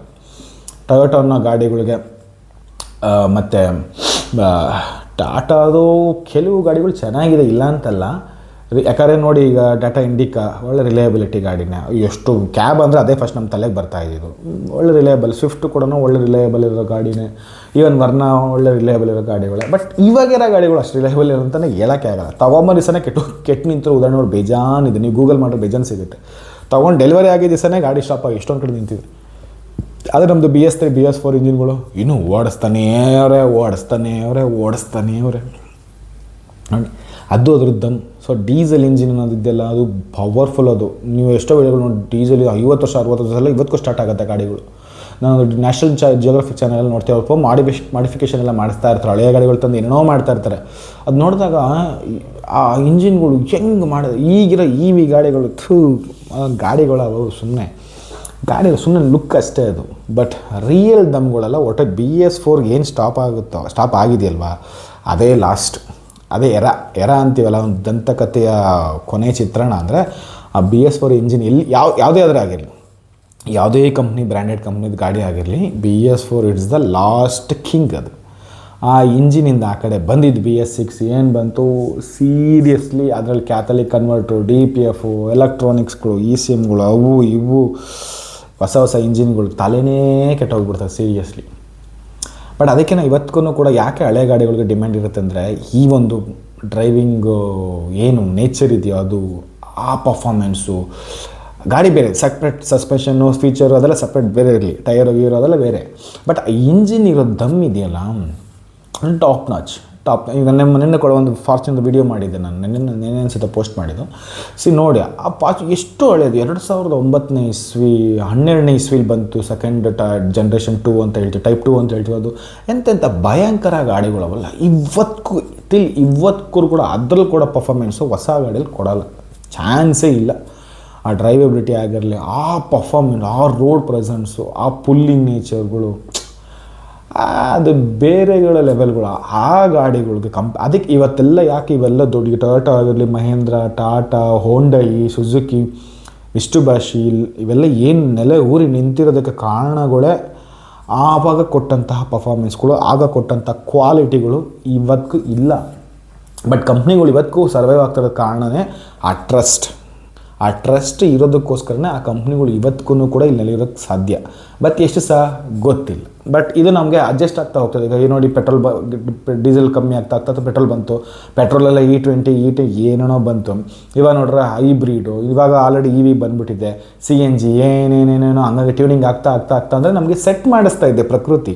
ಹೋಗ್ತಾ ಪೊಲ್ಯೂಷನ್ನು, ಬೆಲೆ, ಪೆಟ್ರೋಲ್ ಅವೈಲೇಬಿಲಿಟಿ ಕಮ್ಮಿ, ಪೆಟ್ರೋಲಿಯಂ ಉತ್ಪನ್ನಗಳ ಅವೈಲೇಬಿಲಿಟಿ ಕಮ್ಮಿ, ಇವೆಲ್ಲ ನೋಡಿ ಒಂದಕ್ಕೊಂದು ನಮ್ಮನ್ನು ಅಡ್ಜಸ್ಟ್ ಮಾಡ್ತಾ ಹೋಗ್ತಿದೆ. ನಮಗಿದೇ ಸತ್ಯ ಅಂತ ಬಂದ್ಬಿಡುತ್ತೆ. ಇವಾಗ ನೋಡಿ ಇವಾಗ ಯಾರು ಕಾರ್ ಕಲ್ತು ಇವಾಗ ಓಡಿಸ್ತಾ ಇದ್ದಾರಲ್ಲ, ಹೊಸ ಗಾಡಿಗಳು ತೊಗೊಳ್ತಾ ಇದ್ದಾರಲ್ವ, ಅವ್ರು ನೀವು ಹಳೆ ಗಾಡಿ ಕೊಟ್ಟು ನೋಡಿ, ಅವ್ರ ಕೈಲಿ ಆಗಲ್ಲ, ಓಡ್ಸೋಕ್ಕೆ ಆಗಲ್ಲ, ಸೀರಿಯಸ್ಲಿ ಆಗಲ್ಲ. ಕ್ಲಚ್ಚು ಮುಟ್ಟೋಕ್ಕೆ ಭಯ ಆಗುತ್ತೆ ಅವ್ರಿಗೆ, ಬ್ರೇಕು ಆಗಿರಲಿ, ಎಕ್ಸಲೇಟರ್ ಲೆವೆಲ್ ಆಗಿರಲಿ, ಸ್ಟೇರಿಂಗ್ ಭಯ ಪಡ್ತಾರೆ. ಸೀರಿಯಸ್ಲಿ ಅಷ್ಟು ಸುಲಭ ಅಲ್ಲ. ಅದೇ ನೀವು ಹಳಬ್ರಿಗೆ ನೀವು ಯಾವ ಗಾಡಿ ಕೊಟ್ಟರೆ ಬಿಸಾಕ್ಬಿಡ್ತಾರೆ, ಪ್ಯಾಕೇಜ್ ಕೆಡೋಗ್ಬಿಡ್ತಾರೆ. ಬಟ್ ಹೊಸಬ್ರಿಗೆ ಇವಾಗ ತಾನೇ ಡ್ರೈವಿಂಗ್ ಕಲ್ತು ಈಗ 1-2 ವರ್ಷದಲ್ಲಿ ತೊಗೊಂಡು ಇವಾಗ ಹೊಸ ಗಾಡಿ ತೊಗೊಂಡಿದ್ದು ಓಡಿಸ್ತಿರೋಂಥವ್ರುಗಳಿಗೆ ಟಕ್ಕಂತ ನೀವು ಹಳೆ ಗಾಡಿ ಕೊಟ್ಟು ನೋಡಿ, ಆಗಲ್ಲ ಅವ್ರ ಕೈಲಿ, ತುಂಬ ಕಷ್ಟ ಇದೆ. ಯಾಕಂದರೆ ಆ ಇಂಜಿನ್ ಬಿಹೇವಿಯರ್ ಬೇರೆ, ಅದ್ರದ್ದು ಲ್ಯಾಂಗ್ವೇಜ್ ಬೇರೆ, ಅನ್ಮ್ಯಾಚಬಲ್ ಅದು. ಸೊ ಅದಕ್ಕೋಸ್ಕರ ಕೆಲವು ಡೈಮಂಡ್ ಗಾಡಿಗಳಿರ್ತದೆ, ಆ ಥರ ಡೈಮಂಡ್ ಗಾಡಿಗಳನ್ನ ಮಿಸ್ ಮಾಡ್ಕೊಳ್ಕೋಬಿಡಿ. ಅದು ನಾನು ಲಾಸ್ಟ್ ವೀಡಿಯೋದಲ್ಲಿ ಕೂಡ ಹೇಳಿದ್ದೆ. ಅದು ಯಾವುದು, ಟೊಯೋಟಾದಲ್ಲಿ ಭಯಂಕರ ಗಾಡಿ ಇದೆ, ಇನೋವಾ ಕ್ರಿಸ್ಟಾ, ಫಾರ್ಚುನರ್. ಟಾಟಾದಲ್ಲಿ ಸಫಾರಿ, ಹಳೆ ಸಫಾರಿ ರೇರ್ ವೀಲ್ ಡ್ರೈವ್ ಇದೆ, ಬಟ್ ಅನ್ಫಾರ್ಚುನೇಟ್ಲಿ ಅದ್ರ ಸ್ಪೇಸ್ ಎಲ್ಲ ಕಮ್ಮಿ ಇದೆ. ಬಟ್ ವೆಲ್ ಮೈಂಟೈನಿಂಗ್ ಆಗಿರೋಂಥ ಗಾಡಿ ಸಿಕ್ಕಿದ್ರೆ ಬಿಡಬೇಡಿ, ಭಯಂಕರ ಗಾಡಿ. ವೆರಿಕೋರ್ ಇಂಜಿನ್ ಸಿಕ್ಕಿದ್ರೆ ಎಕ್ಸಿಲೆಂಟು. ಇನ್ನು ಸ್ಕಾರ್ಪಿಯೋ ವಿಷಯಕ್ಕೆ ಬಂದರೆ ಸೂಪರ್ ಗಾಡಿ, ಒಳ್ಳೆ ಸಿದ್ಧಿ ಗಾಡಿ. ಬಟ್ ಅದು ನಿಮಗೆಲ್ಲ ಫ್ಯಾಮಿಲಿ ಗಾಡಿ ಅಂತ ಕನ್ಸಿಡರ್ ಆಗೋಲ್ಲ. ಅದರಲ್ಲಿ ಇನೋವಾ ಕ್ರಿಸ್ಟಾ ಒಂದೇ ನಿಮಗೆ ಪ್ರಾಪರ್ ಫ್ಯಾಮಿಲಿ ಗಾಡಿ ಅಷ್ಟೇ. ಎಂತೂಸಿಯಸ್ಟಿಕ್ ಆಗಿದ್ದೀನಿ ಅಂತ ಹೇಳಿದ್ರೆ ನಿಮಗೆ ಸೇಮ್ ಇನೋವಾದಲ್ಲಿ ನಿಮ್ಗೆ ಕಮ್ಮಿ ಬೆಲೆಗೆ ಎಷ್ಟಕ್ಕೆ ಸಿಗುತ್ತೋ ಟೈಪ್ 2 ನಿಮ್ಗೆ ಅಷ್ಟೇ ಪ್ರೈಸ್ಗೆ ಸಿಗುತ್ತೆ. ನೀವು ಫಾರ್ಚುನರ್ ತೊಗೋಬೋದು. ಫಾರ್ಚುನರ್ಸ್ ಅದು ಕಂಫರ್ಟ್ ಎಲ್ಲ ಚೆನ್ನಾಗಿದೆ, ಬಟ್ ನಿಮಗೆ ಇದಕ್ಕೆ ಇನೋವಾ ಕ್ರಿಸ್ಟಾಗೆ ಅಥವಾ ಇನೋವಾಗೆ ಕಂಪೇರ್ ಮಾಡಿದ್ರೆ ಅಷ್ಟೊಂದು ಕಂಫರ್ಟ್ ಲೆವೆಲ್ ಬರೋದಿಲ್ಲ. ಬಟ್ ಎನಿವೆ ಅದು ಆ್ಯಕ್ಚುಲಿ ಇದೇ ಪ್ರೈಸ್ ಪಾಯಿಂಟ್ ಸಿಗೋದ್ರೆ ನೀವು ಫಾರ್ಚುನರ್ಗೆ ಹೋಗ್ಬೋದು. ಅದು ಇನ್ನೂ ಅಪ್ಗ್ರೇಡ್ ಸಿಗುತ್ತೆ, ಇನ್ನೂ ಪವರ್ಫುಲ್ ಇಂಜಿನ್ ಸಿಗುತ್ತೆ, 3 ಲೀಟರ್ D4D ಇಂಜಿನ್ ಸಿಗುತ್ತೆ, ಹಂಗೆ ಹೋಗ್ಬೋದು. ಇಲ್ಲ ನಿಮಗೆ ಭಾಳ ಹಂಗೆ ಬಜೆಟಲ್ಲಿ ಬೇಕಾದರೆ ಇನ್ನೋವಾಗಿ ಹೋಗ್ಬೋದು. 14 ಮಾಡಲ್ ಇದೆ, 13 ಮಾಡಲ್ ಇದೆ, ಭಯಂಕರ ಗಾಡಿಗಳಿದೆ. ಅದರಲ್ಲೂ ಕೂಡ 2.5 ಸಿಗುತ್ತೆ, ಭಯಂಕರ ಇಂಜಿನ್. ಅದರಲ್ಲಿ ಪೆಟ್ರೋಲ್ ಇದೆ, ಬಟ್ ಪೆಟ್ರೋಲ್ ತೊಗೊಳಕ್ಕೆ ಹೋಗಬೇಡಿ. ಕ್ರಿಸ್ಟಾದಲ್ಲಿ ಡೀಸೆಲ್ ತೊಗೊಳ್ಳಿ. ತುಂಬ ಜನ ಪೆಟ್ರೋಲ್ ತೊಗೊಳ್ಳಿ, ಏನು ಯೂಸ್ ಇಲ್ಲ, ಮೈಲೇಜ್ ಬರೋಲ್ಲ, ಏನೇನು ಹಂಗೆ ತೊಗೋಬೋದು. ಸ್ಕಾರ್ಪಿಯೋ ಕ್ಲಾಸಿಕ್ ಚೆನ್ನಾಗಿದೆ. ಹಳೆಯ ಸ್ಕಾರ್ಪಿಯೋ ಇತ್ತಲ್ವಾ, ಅದಕ್ಕಿಂತ ಇದು ಕ್ಲಾಸಿಕ್ ಸ್ವಲ್ಪ ಓವರಾಲ್ ಎಲ್ಲನೂ ಕೂಡ ಚೆನ್ನಾಗಿದೆ, ಅದನ್ನು ತೊಗೋಬಹುದು. ಇನ್ನು ಹೋಂಡೈಗೆ ಅಂತ ಬಂದರೆ ವರ್ನಾ ತೊಗೋಬೋದು. ಭಯಂಕರ 2012 ಭಯಂಕರ ಗಾಡಿ ಅದು. ಇವತ್ತಿಗೂ ಕೂಡ ಒಳ್ಳೆ 16-17 ಕೊಡುತ್ತೆ ಮೈಲೇಜ್. ಇದು SX 6 ಸ್ಪೀಡ್ ಮ್ಯಾನ್ಯುವಲ್ ಟ್ರಾನ್ಸ್ಫಾರ್ಮೇಷನ್ ಬರುತ್ತೆ, ಆಟೋಮೆಟಿಕ್ ಬರುತ್ತೆ. ಬಟ್ ನಾನು ಪರ್ಸ್ನಲಿ ಆಟೋಮೆಟಿಕ್ನ ಜಾಸ್ತಿ ಸಜೆಷನ್ ಮಾಡಲ್ಲ. ಅದು ಯಾರಿಗೆ ಮಾಡ್ತೀನಿ ಅಂತ ಹೇಳಿದ್ರೆ, ಹೊಸಬ್ರಿಗೆ, ಜಾಸ್ತಿ ಸಿಟಿ ಲಿಮಿಟ್ಸಲ್ಲಿ ಓಡಿಸೋರಿಗೆ, ಕಾಲು ನೋವು ಕೈ ನೋವು ಇರೋರಿಗೆ, ತುಂಬ ದಪ್ಪ ಇದ್ದವ್ರಿಗೆ, ಅಂಥವ್ರಿಗೆ ಆಟೋಮೆಟಿಕ್ ಇಟ್ಸ್ ವರ್ತ್. ಅಥವಾ ಲೇಡೀಸ್ ಜಾಸ್ತಿ ಓಡಿಸ್ತಾರೆ, ಎಲ್ಲರೂ ಓಡಿಸ್ತಾರೆ ಮನೆಯಲ್ಲಿ ಅಂದರೆ ಓಕೆ. ಬಟ್ ನೀವು ಪ್ರಾಪರ್ ನೀವು ಡ್ರೈವರ್ ಆಗಿದ್ದರೆ ಮ್ಯಾನ್ಯುವಲ್ ನಾನು ಸಜೆಸ್ಟ್ ಮಾಡ್ತೀನಿ. ಬಿಕಾಸ್ ಅದು ಆಲ್ ಟೈಮ್ ಫೇವರೇಟ್, ಅದು ಇಡೀ ಗಾಡಿ ನಿಮ್ಮ ಕಂಟ್ರೋಲ್ ಇರುತ್ತೆ. ಸೊ ಹಂಗಾಗಿ ಅದು ಆಲ್ವೇಸ್ ಬೆಸ್ಟ್, ರೈಟ್? ಆ ಥರ ಚೂಸ್ ಮಾಡ್ಬೋದು. ಸುಜುಕಿಗೆ ಹೋದರೆ ಹಳೆಯದು ಸ್ವಿಫ್ಟು ಸೂಪರ್, ಹಳೆ ಸ್ವಿಫ್ಟ್ ಥರನೂ ಇವಾಗ ಹೊಸ ಸ್ವಿಫ್ಟ್ ಇಲ್ಲ, ಅದು ತುಂಬ ಜನಕ್ಕೆ ಗೊತ್ತಿದೆ. ಹಳೇದು ಡೀಸರ್ ಚೆನ್ನಾಗಿದೆ. SX4 ಅಂತ ಬರ್ತಿತ್ತು, ಅದು ಸೂಪರ್ ಗಾಡಿಗಳು. ಒಂತೆಂಥ ಗಾಡಿಗಳು, ಪ್ರಾಡೋ, ಅದು ಮರ್ತೇ ಬಿಟ್ಟೆ ನೋಡಿ. ಪ್ರಾಡೋ ಗಾಡಿ ಎಂಥ ಗಾಡಿ ಅದು, ಅದೆಲ್ಲ ಅಂಥ ದಂತಕಥೆಗಳು ಅವೆಲ್ಲ, ಅವು ಮತ್ತೆ ಬರೋದಿಲ್ಲ. ಇವಾಗಿರೋ ಗಾಡಿಗಳು ಎಲ್ಲ ಕಾಮಿಡಿ ಪೀಸ್ಗಳು. ಇವಾಗ ಸುಮ್ಮನೆ ಫೀಚರ್ ದೊಡ್ಡ ಡಿಸ್ಪ್ಲೇ, TV, ನೆಕ್ಸ್ಟ್ ಒಂದು ಸಪೋಸ್ ಬಿಟ್ಟು ಸ್ವಿಮ್ಮಿಂಗ್ ಫೂಲು ಕೊಟ್ಬಿಡ್ತಾರೆ ಅನಿಸುತ್ತೆ. ಇನ್ನೆಲ್ಲ ಬರೀ ಫ್ಯೂಚರ್ ಎಲ್ಲ ಬೇಕಾರದು. ಕಾರ್ ಓಡಿಸ್ದಿದ್ರೆ ರಥ ಓಡಿಸ್ದಂಗೆ ಇರಬೇಕು, ಆ ಫೀಲ್ ಇರಬೇಕು, ಆ ಗತ್ತಿರಬೇಕು. ಈಗಿರೋ ಗಾಡಿಗಳು ಗತ್ತಿಲ್ಲ, ಸುಮ್ಮನೆ ಒಂದು ಬೆರಳಲ್ಲೇ ತಿರುಗಿಸ್ಬಿಡ್ಬೋದು. ಈಸಿ ಇದೆ, ಇಲ್ಲ ಅಂತಲ್ಲ, ಬಟ್ ಅದು ಒಂದು ಆ್ಯಂಗಲಲ್ಲಿ ಪ್ಲಸ್ ಇದೆ, ಕೆಲವ್ರಿಗೆ ಪ್ಲಸ್ ಇದೆ. ಬಟ್ ಸೀರಿಯಸ್ಲಿ ನೀವು ಅವಾಗಿಂದ ಓಡಿಸ್ಕೊಂಬಂದಿರೋ ಗಾಡಿಗಳಿಗೆ ಈಗಿರೋ ಗಾಡಿಗಳು ಸೀರಿಯಸ್ಲಿ ಇಷ್ಟನೇ ಆಗಲ್ಲ. ಅದು ಯಾವಾಗ ಅದು ನಿಲ್ಲಿಸ್ಬಿಡ್ತೀನೋ ಅನಿಸ್ಬಿಡ್ತದೆ ಗಾಡಿ, ಏನೂ ಮಜಾನೇ ಬರಲ್ಲ. ಒಳ್ಳೆ ಬೆರಳಲ್ಲಿ ಒಳ್ಳೆ ಮಕ್ಕಳದ್ದು ಆಟ ಸಾಮಾನುಗಳನ್ನ ಓಡಿಸಿದ್ರೆ ಹೆಂಗೆ ಫೀಲ್ ಆಗುತ್ತೆ, ಈಗ ಚಿಕ್ಕ ಸೈಕಲ್ ನೀವು ಓಡಿಸಿದ್ರೆ ಹೆಂಗೆ ಫೀಲ್ ಆಗುತ್ತೆ, ಹಂಗೆ ಫೀಲ್ ಆಗುತ್ತೆ. ಸೊ ಇದಕ್ಕೋಸ್ಕರ ಹಳೇ ಗಾಡಿಗಳು ಓಡಿಸಿ ಪಳಗಿ, specially manual, specially diesel, specially proper turbo ಇರೋವಂಥ ಗಾಡಿಗಳು. ನ್ಯಾಚುರಲ್ ಆಸ್ಪಿರೇಟದು ಇದರಲ್ಲೆಲ್ಲ ಪೆಟ್ರೋಲ್ ಬರುತ್ತಲ್ಲ, ಅದಕ್ಕಿಂತ ಟರ್ಬೋ ಇರಬೇಕು. ಅದು ಕೊಡೋ ಕಿಕ್ಕು, ಅದು ಕೊಡೋ ಮಜಾಗಳು ಬೇರೆನೇ ಲೆವೆಲ್ ಅದು. ಸೊ ಅದೆಲ್ಲ ಇದ್ದಾಗ ನಿಮ್ಗೆ ಆ ಟಾರ್ಕಿ ಫೀಲ್, ಟಾಪ್ ನಾಚ್ ಅವೆಲ್ಲ ನಿಮಗೆ ಪೆಟ್ರೋಲ್ ಗಾಡಿಗಳು ಅಷ್ಟು ಕೊಡೋಲ್ಲ ಮಜಾ. ಬಟ್ ಎನಿವೆ, ಅದಕ್ಕಿಂತ ಸಪ್ರೇಟ್ ಫ್ಯಾನ್ಸ್ ಇರ್ತಾರೆ, ಇದಕ್ಕಿಂತ ಸಪ್ರೇಟ್ ಫ್ಯಾನ್ ಬೇಸ್ ಇರುತ್ತೆ. ಸೊ ಯಾವುದೂ ನಾನು ಡಮ್ಮಿ ಮಾಡೋಕ್ಕಾಗ್ತಿಲ್ಲ. ನನ್ನ ಪರ್ಸನಲ್ ಸಜೆಷನ್ ಯಾವಾಗಲೂ ಕೂಡ ಹೊಸ ವೆಹಿಕಲ್ಗಳಿಗೆ ನೀವು ಏನೋ ಹೋಗೋದಕ್ಕಿಂತ ಮುಂಚೆ ಈ ಥರ ಹಳೆ ಗಾಡಿಗಳನ್ನ ತೆಗೆದು ಟೇಸ್ಟ್ ಮಾಡಿ. ಸ್ವಲ್ಪ ನೀವು ಮೃಷ್ಟಾನ್ನ ತಿನ್ನಿ, ಭೋಜನ ತಿನ್ನಿ, ಬಟ್ ನಮ್ಮದು ಕ್ಲಾಸಿಕ್ ರಾಗಿ ಮುದ್ದೆನ ಮರಿಬೇಡಿ. ನಾಟಿ ಕೋಳಿ, ಚಿಕನ್ನು, ಮಟನ್ನು, ಕುರಿ, ತಲೆ ಮಾಂಸ ಇವೆಲ್ಲ ಮರೆಯೋಕ್ಕೆ ಹೋಗ್ಬೇಡಿ. ವೆಜಿಟೇರಿಯನ್ ಬಗ್ಗೆ ತಲೆ ಕೆಸ್ಕೊಬೇಡಿ. ಚಪಾತಿ, ದೋಸೆ, ಇಡ್ಲಿ, ಮುದ್ದೆ, ಕಾಳು ಸಾರು ಇವೆಲ್ಲ ಕ್ಲಾಸಿಕ್. ಎಷ್ಟೇ pizza, burger, noodles, gobi manchuri ಬಂದರೂ ಕೂಡ ನಮ್ಮ ಫುಡ್ ನಮ್ಮದೇ. ಹಾಗೇನೆ ಇದರಲ್ಲೂ ಕೂಡ ಅದು ಇರುತ್ತೆ. ಸೊ ಹಾಗಾಗಿ ಈ ಥರ ಗಾಡಿಗಳು, ಚಿನ್ನ ಗಾಡಿಗಳು, ಬಟ್ ಪ್ರಾಪರ್ ಕಂಡೀಷನ್ ಇರೋ ಗಾಡಿಗಳನ್ನ ತೊಗೊಳ್ಳಿ, ಇಟ್ಕೊಳ್ಳಿ. ನೀವು ಹೊಸ ಗಾಡಿಗಳು ತಂದ್ರೂ ಕೂಡ ಹಳೆ ಗಾಡಿಗಳನ್ನ ಮರಿಬೇಡಿ. ಈಗ ನೋಡಿ, ನಮ್ಮ ಇವರು ಮೊನ್ನೆ ಹೋದ್ರಲ್ಲ, ಅವರು ಅಷ್ಟೇ, ಅವ್ರದ್ದು ಹಳೇ ಗಾಡಿ ಫಸ್ಟ್ ವೆಹಿಕಲ್ನ ಉಡ್ಸಿ ಅದಕ್ಕೆ ಅದರದ್ದು 10 ಅಲ್ಲ 100 ಪಟ್ಟು ಜಾಸ್ತಿ ದುಡ್ಡು ಕೊಟ್ಟು ಖರೀದಿ ಮಾಡಿದ್ರು. ಮತ್ತು ಯಾವಾಗೋ ಸೇಲ್ ಮಾಡಿಬಿಟ್ಟಿದ್ರು. ಅದು ಎಷ್ಟೋ ಓನರ್ಗಳು ಆಗಿ ಎಲ್ಲೋ ಸಿಕ್ತು ಫೈನಲಿ. ಅದಕ್ಕೆ 100 ಪಟ್ಟು, ಇವಾಗಿನ ಮಾರ್ಕೆಟ್ ವ್ಯಾಲ್ಯೂ ಇಲ್ಲವೇ ಇಲ್ಲ ಆ್ಯಕ್ಚುಲಿ ಗಾಡಿಗೆ. 100 ಪಟ್ಟು ಜಾಸ್ತಿ ಕೊಟ್ಟು ದುಡ್ಡನ್ನ ಖರೀದಿ ಮಾಡಿ ಸುಮ್ಮನೆ ಶೋಗೆ ಇಟ್ಕೊಂಡವ್ರು. ಅವ್ರ ಹತ್ರ 150 ಲಕ್ಸುರಿ ವೆಹಿಕಲ್ಸ್ಗಳಿದೆ, ಆದ್ರೂ ಕೂಡ ಅದಕ್ಕೆ ವ್ಯಾಲ್ಯೂ ಕೊಟ್ಟಿದ್ದಾರೆ. ಸೊ ಅದು ಹಂಗೆ ಸೆಂಟಿಮೆಂಟ್, ಆ ಎಮೋಷನ್, ಆ ಫೀಲ್, ಅವೆಲ್ಲ ಓಡಿಸಿರ್ತೀವಲ್ಲ, ಅದೆಲ್ಲ ಎಲ್ಲೆಲ್ಲೋ ನೆನಪಾಗುತ್ತೆ. ಅದನ್ನು ಇಲ್ಲಿ ತಿರುಗಿಸ್ಬೇಕಾದ್ರೆ, ನಾನು ಇಲ್ಲಿ ಬಂದಾಗ ಇಲ್ಲಿ ಗುದ್ದಿದ್ದೆ, ಇಲ್ಲಿ ಪಂಚರ್ ಆಗಿತ್ತು. ಅದು it's a different feel. So ಅದಕ್ಕೋಸ್ಕರ ಏನು ಇಷ್ಟಲ್ಲ ಯಾಕೆ ಹೇಳಿದೆ ಅಂದರೆ ಹೇಳಿದ್ರೆ, ತುಂಬ ಜನ ಭಯ ಪಡ್ತಿದ್ರು ಹಳೆಯ ಗಾಡಿಗಳು ತೊಗೊಳೋದಕ್ಕೆ. ಹೆಂಗಪ್ಪ ಸ್ಕ್ರಾಪ್ ಪಾಲಿಸಿ ಬಂದುಬಿಟ್ರೆ, ಅಥವಾ ಗಾಡಿ ನಿಂತೋಗ್ಬಿಡ್ತದೆ, ಅಥವಾ ಗಾಡಿ ರಿಪೇರಿಗಳು ಬರುತ್ತೆ ಅಂತ. ಎಂಥದ್ದು ಇಲ್ಲ.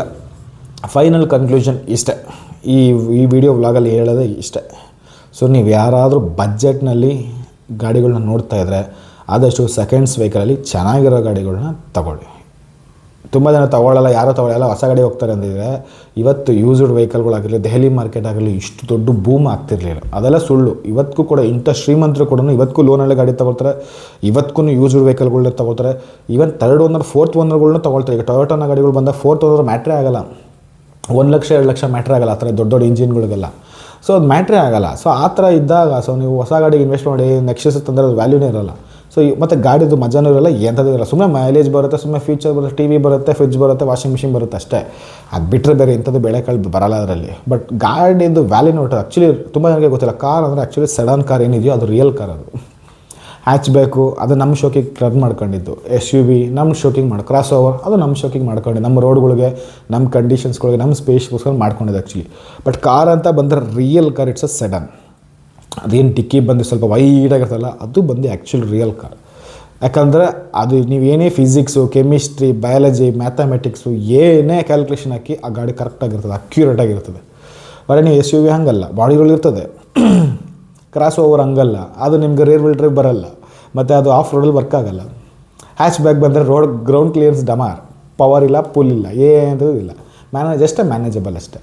ಬಟ್ ಆಲ್ ಟೈಮ್ ಎಲ್ಲನೂ ಕುಡ್ಕೊಂಡಿರುತ್ತೆ ಸಡನ್. ಅನ್ಫಾರ್ಚುನೇಟ್ಲಿ ನಮ್ಮ ರೋಡ್ ಕಂಡೀಷನ್ಸ್ಗೆ ಸಡೆ ಆಗಿಬಿಟ್ಟೈತೆ, ಏನು ಮಾಡೋಕ್ಕಾಗಲ್ಲ. ಹೋಪ್ಫುಲಿ ಈ ವಿಡಿಯೋದಲ್ಲಿ ನಿಮ್ಗೆ ಏನೋ ಒಂದಷ್ಟು ಮಾಹಿತಿ ಸಿಕ್ಕಿದೆ ಅಂತ ಅಂದ್ಕೊಳ್ತೀನಿ.